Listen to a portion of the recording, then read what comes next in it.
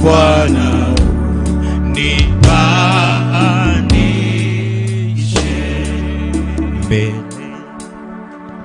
we will have an opportunity at the tail end for everyone who attended to come light a candle and lay a flower here. In the next phase of our program, Your Excellencies, I will call upon a few people representing different sectors or interests. We have agreed we will speak each for 45 seconds. The cognitive composition of the human mind allows it to comprehend in 30 to 45 seconds. Allow me now to invite on behalf of the civil society, Suba Churchill. As Suba Churchill comes, Wanja, please be on standby. Welcome, comrade.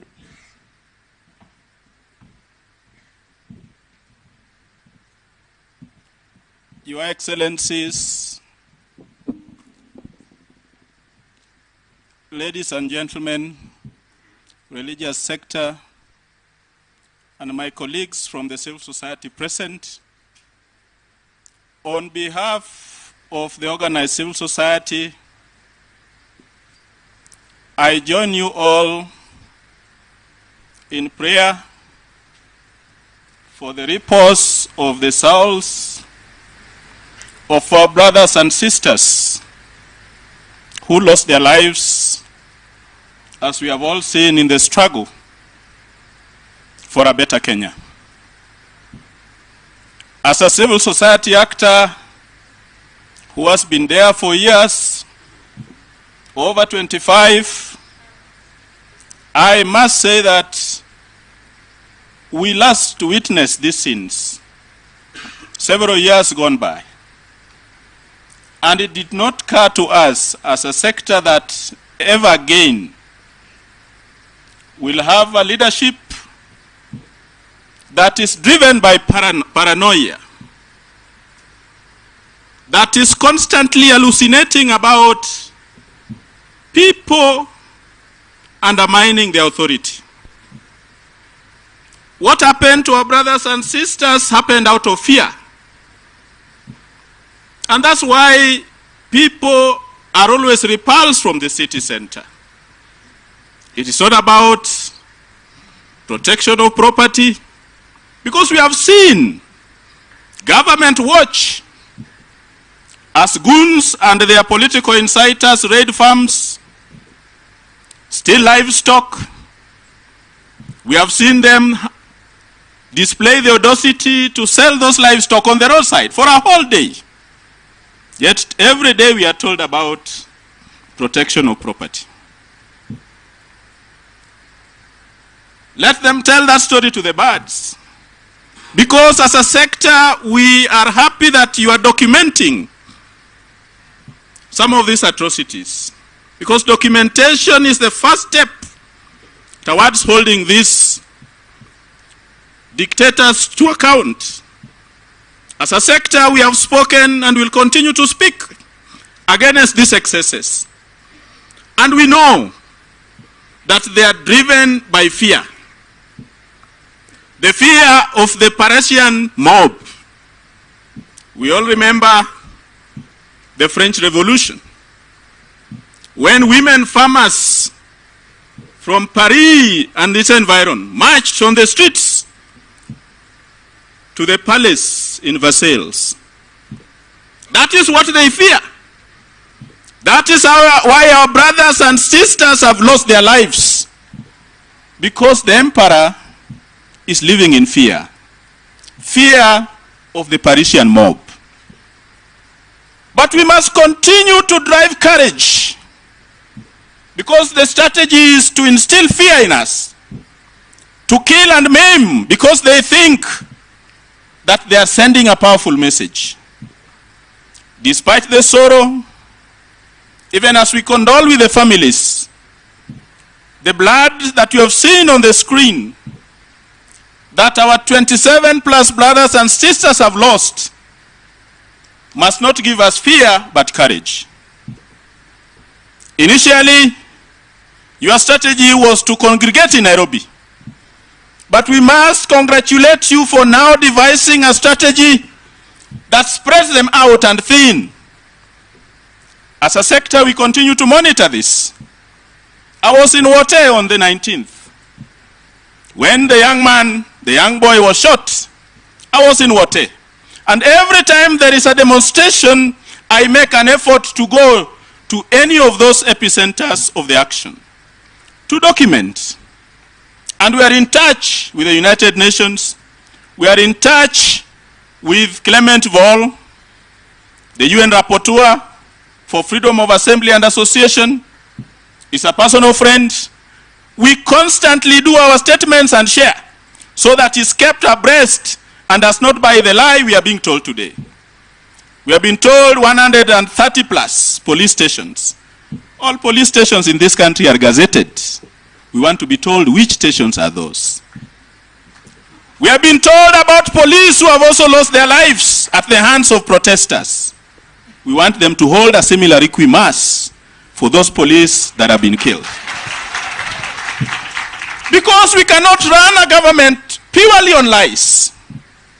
That people can lie from January 1st to December 31st and feel nothing about it.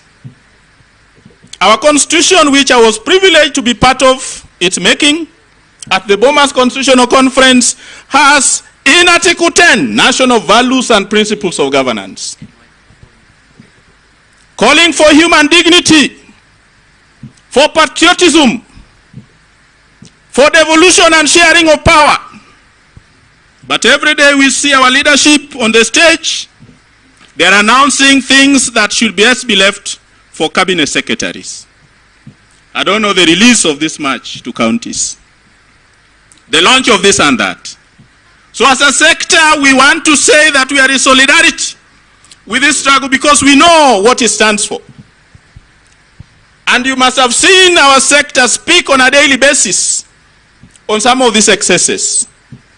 And we must hold to account those that will be found culpable and their commanders, including acts of omission, that when you fail to protect property, when you go harassing a former head of state, Man Stivo, you are here as a veteran diplomat, tell His Excellency President Ruto and the novices around him that harassing a former head of state has implications not just in the country, but in the region. That stability of this country is relied upon by neighboring countries like Somalia, like Sudan, South Sudan. They look to us to help them come out of their own self-inflicted troubles.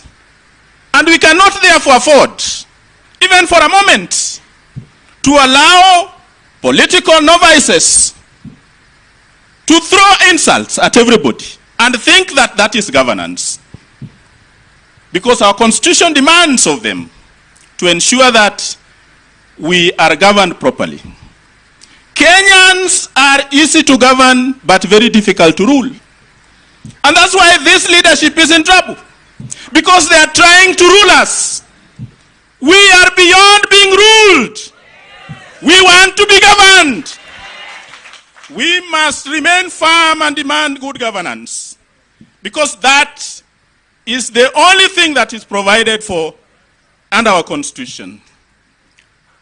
We must tell them, and we must begin to plan. Your Excellency, the former Prime Minister, I saw you being invited in a tweet, with all due respect, surely. Treat that tweet with the contempt it deserves.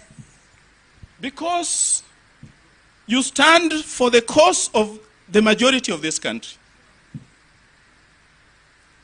we must not talk to these people, not over the blood of people that we have been shown here.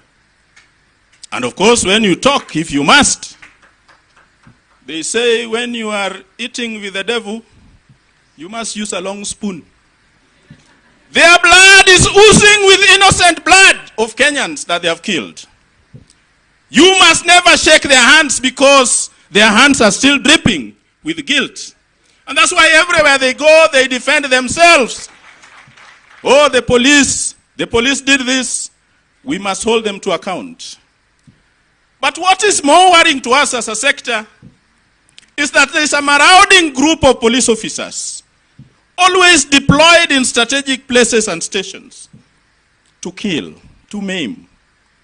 And their language, hii ni serikali yetu.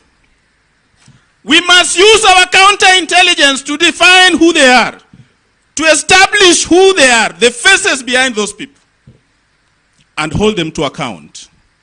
Because holding them to account, we must. We must ensure that this country is restored to the glory that previous leaders have been able to steer it. And at no time must we entertain the excuses we are being told about debts, about this. We must hold this leadership to account. And so on behalf of the civil society, we are here to express our solidarity and assure you that we are together in this struggle. And we are ready to train because we believe with a few more demonstrations, come October 6th, when the women farmers of Paris broke into the palace, we too must break into the palace. We must break into the palace and frog march the empire. And sing just like the women sang. You know how they sang? Today, we have the baker. The baker was the emperor himself, being frog marched by peasants on the streets of Paris. And they sang. Today we have the baker, we have the baker's wife, and the baker's son. Today we are going to have bread. Because my pastor said that at no time during his growth was he ever trained to be eating avocado for lunch. We are being told to grow avocado. Since when did any one of us here place a plate of avocado as a meal before our children? Because they want to import the maize. They don't want us to grow it, they want to import it. And therefore, as a sector, we want to say that we are ready to train the demonstrators so that you can identify also the people who infiltrate you. That's part of what I've been doing for the last 20 years. Equipping you with knowledge and skills on how to identify these crooks that pretend to be demonstrating in your midst, yet holding a gun to terminate your life. We are ready to do that. We are ready to sit with the leadership of those cells of people that organize protesters because these protests must continue. But we cannot bow to the whims of those who want to cower us into submission and think that they are the greatest leaders that have ever lived. We must put them where they belong because they have a history of violence, of killing. The tragedy we did on August 9th, 2022 was to put people into leadership with no history at all. They were born, they lived, and they are waiting to die. That's it. They have no history in this struggle for change. The only story you can talk about them is something called Youth for KANU 92. And that's why they continue to deceive our brothers and sisters in the Mount Kenya region with handouts, because that is the only politics they know. Nothing to empower people, to emancipate people from the economic hardships. And then they turn around and say they want to eradicate radicalism.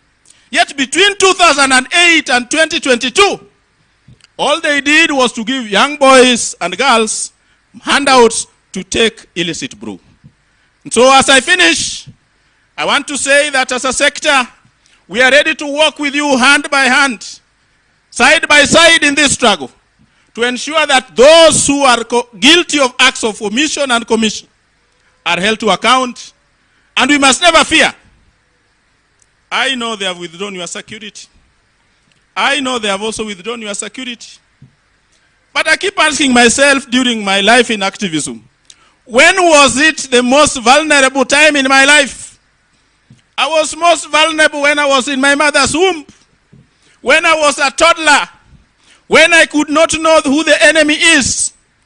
I want to assure you, Your Excellencies, former President and former Prime Minister, that this is not the most vulnerable part of your life.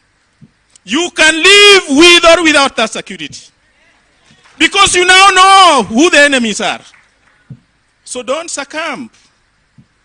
Don't give in to the invitations that are given with a sneer of arrogance, that have no respect for citizens.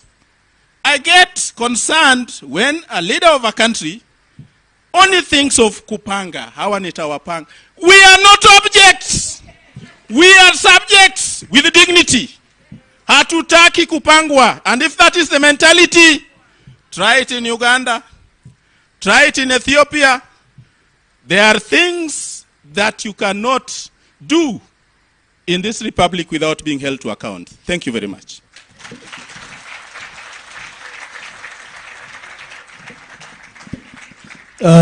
Comrade, if you don't mind, you could shake the hand. Thank you. Very well. As I invite Wanja, John